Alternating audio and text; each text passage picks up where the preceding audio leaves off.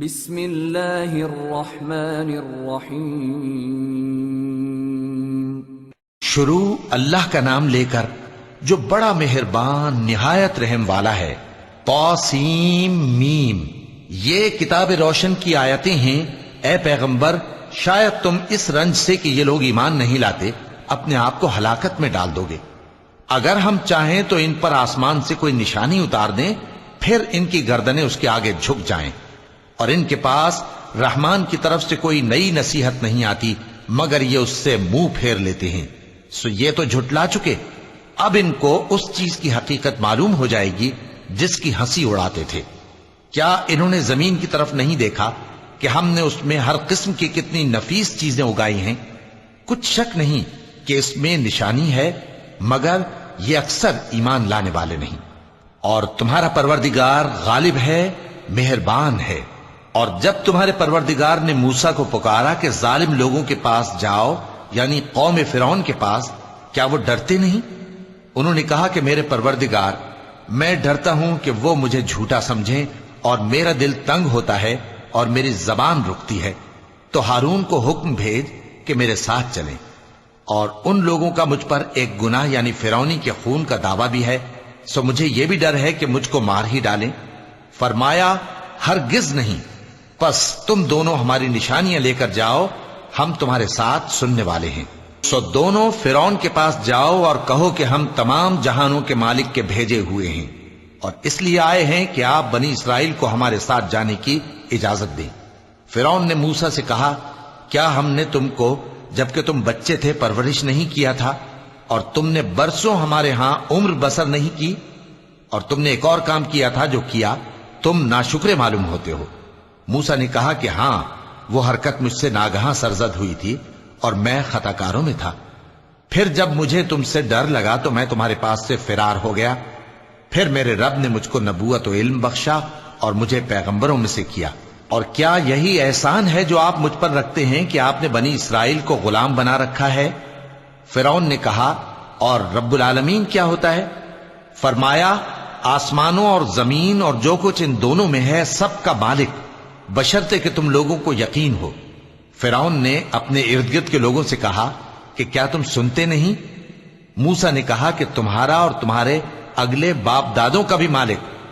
فرعون نے کہا کہ یہ پیغمبر جو تمہاری طرف بھیجا گیا ہے باولا ہے۔ موسیٰ نے کہا کہ مشرق اور مغرب اور جو کچھ ان دونوں کے درمیان ہے سب کا مالک، بشرطے کہ تم کو سمجھ ہو۔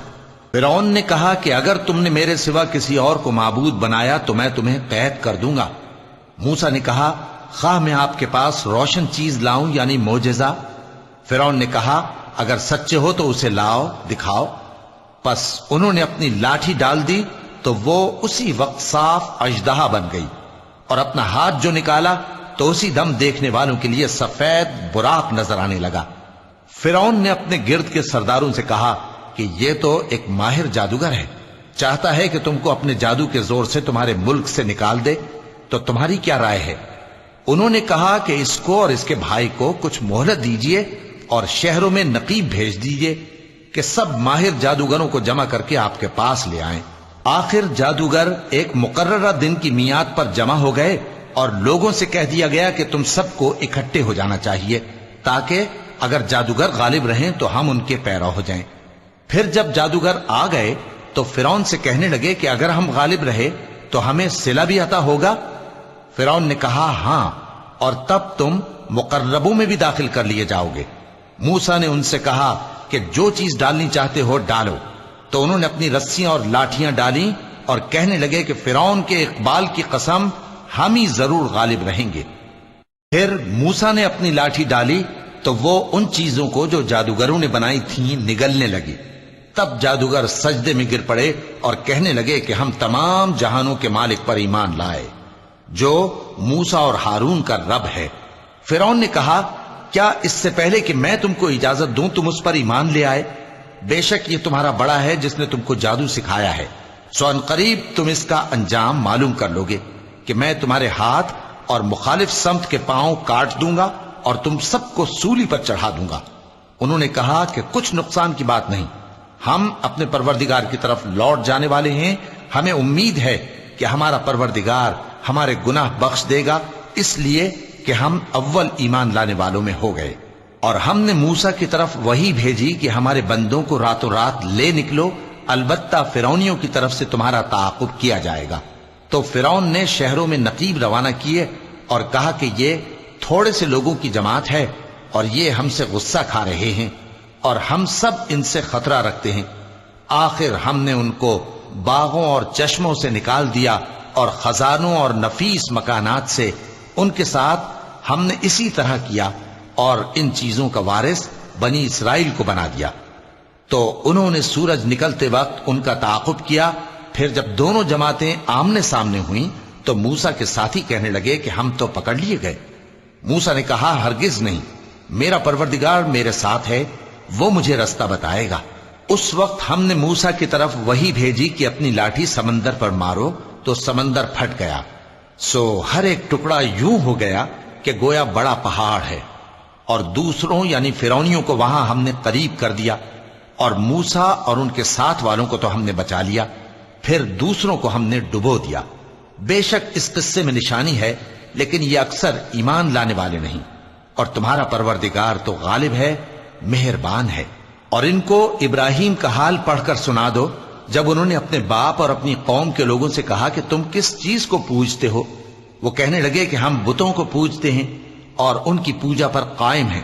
ابراہیم نے کہا کہ جب تم ان کو پکارتے ہو تو کیا یہ تمہاری آواز سنتے ہیں یا تمہیں کچھ فائدہ دے سکتے یا نقصان پہنچا سکتے ہیں؟ انہوں نے کہا نہیں، بلکہ ہم نے اپنے باپ دادا کو اسی طرح کرتے دیکھا ہے۔ ابراہیم نے کہا کیا تم نے دیکھا کہ جن کو تم پوجتے رہے ہو، تم بھی اور تمہارے اگلے باپ دادا بھی، تو وہ میرے دشمن ہیں، مگر رب العالمین میرا دوست ہے، جس نے مجھے پیدا کیا ہے سو وہی مجھے رستہ دکھاتا ہے، اور وہ جو مجھے کھلاتا اور پلاتا ہے، اور جب میں بیمار پڑتا ہوں تو مجھے شفا بخشتا ہے، اور وہ جو مجھے موت دے گا اور پھر زندہ کرے گا، اور وہ جس سے میں امید رکھتا ہوں کہ قیامت کے دن میرا قصور بخشے گا۔ اے پروردگار، مجھے علم و دانش عطا فرما اور نیکوکاروں میں شامل فرما، اور بعد والے لوگوں میں میرا ذکر نیک باقی رکھیو، اور مجھے نعمت کی بہشت کے وارثوں میں شامل کیجو، اور میرے باپ کو بخش دے کہ وہ گمراہوں میں سے ہے، اور جس دن لوگ اٹھا کھڑے کیے جائیں گے مجھے رسوا نہ کیجو، جس دن نہ مال ہی کچھ فائدہ دے سکے گا اور نہ بیٹے۔ ہاں، جو شخص اللہ کے پاس بے روک دل لے کر آیا وہ بچ جائے گا، اور بہشت پرہیزگاروں کے قریب کر دی جائے گی، اور دوزخ گمراہوں کے سامنے لائی جائے گی، اور ان سے کہا جائے گا کہ جن کو تم پوجتے تھے وہ کہاں ہیں؟ یعنی جن کو اللہ کے سوا پوجتے تھے، کیا وہ تمہاری مدد کر سکتے ہیں یا خود بدلہ لے سکتے ہیں؟ تو وہ خود اور گمراہ یعنی بت اور بت پرست اوندھے منہ دوزخ میں ڈال دیے جائیں گے۔ اور شیطان کے لشکر سب کے سب داخل جہنم ہوں گے، وہاں وہ آپس میں جھگڑیں گے اور کہیں گے کہ اللہ کی قسم ہم تو کھلی گمراہی میں تھے جبکہ ہم تمہیں رب العالمین کے برابر ٹھہراتے تھے، اور ہم کو ان گناہگاروں ہی نے گمراہ کیا تھا، تو آج نہ کوئی ہمارے لیے سفارش کرنے والا ہے اور نہ کوئی گرم جوش دوست، تو کاش ہمیں دنیا میں دوبارہ جانا ہو تو ہم مومنوں میں ہو جائیں۔ بے شک اس میں نشانی ہے اور ان میں اکثر ایمان لانے والے نہیں، اور تمہارا پروردگار تو غالب ہے، مہربان ہے۔ قوم نوح نے بھی پیغمبروں کو جھٹلایا جب ان سے ان کے بھائی نوح نے کہا کہ تم ڈرتے کیوں نہیں؟ میں تو تمہارا امانت دار پیغمبر ہوں، تو اللہ سے ڈرو اور میرا کہا مانو، اور میں اس کام کا تم سے کوئی صلہ نہیں مانگتا، میرا صلہ تو رب العالمین کے ذمے ہے، تو اللہ سے ڈرو اور میرے کہنے پر چلو۔ وہ بولے کہ کیا ہم تم کو مان لیں جبکہ تمہارے پیرو تو رذیل ترین لوگ ہوئے ہیں؟ نوح نے کہا مجھے کیا معلوم کہ وہ کیا کرتے ہیں، ان کا حساب اعمال میرے پروردگار کے ذمے ہے، کاش تم سمجھو، اور میں مومنوں کو نکال دینے والا نہیں ہوں، میں تو فقط صاف صاف خبردار کرنے والا ہوں۔ انہوں نے کہا کہ نوح اگر تم باز نہ آؤ گے تو سنسار کر دیے جاؤ گے۔ نوح نے کہا کہ پروردگار، میری قوم نے تو مجھے جھٹلا دیا، سو تو میرے اور ان کے درمیان ایک کھلا فیصلہ کر دے، اور مجھے اور جو مومن میرے ساتھ ہیں ان کو بچا لے۔ پس ہم نے ان کو اور جو ان کے ساتھ بھری ہوئی کشتی میں سوار تھے ان کو بچا لیا، پھر اس کے بعد ہم نے باقی لوگوں کو ڈبو دیا۔ بے شک اس میں نشانی ہے اور ان میں اکثر ایمان لانے والے نہیں تھے، اور تمہارا پروردگار تو غالب ہے، مہربان ہے۔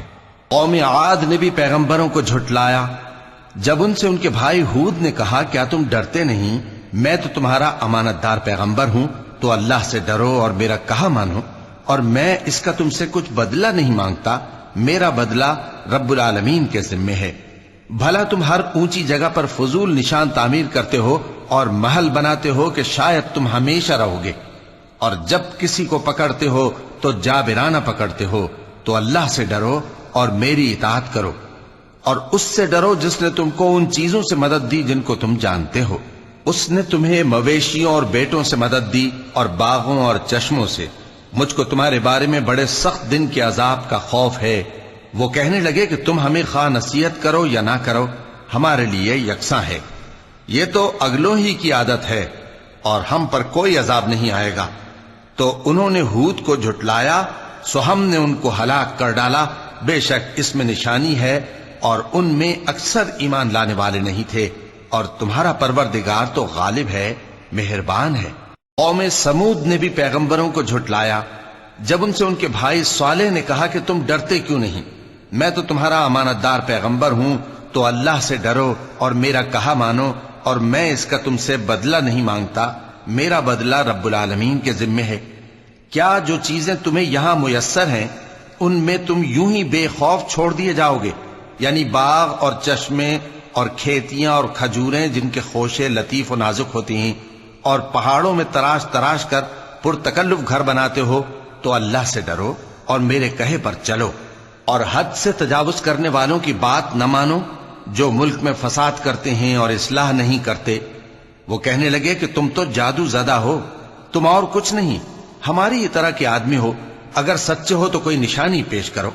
صالح نے کہا دیکھو یہ اونٹنی ہے، ایک دن پانی پینے کی اس کی باری ہے اور ایک معین روز تمہاری باری، اور اس کو کوئی تکلیف نہ دینا، نہیں تو تم کو ایک بڑے سخت دن کا عذاب آ پکڑے گا۔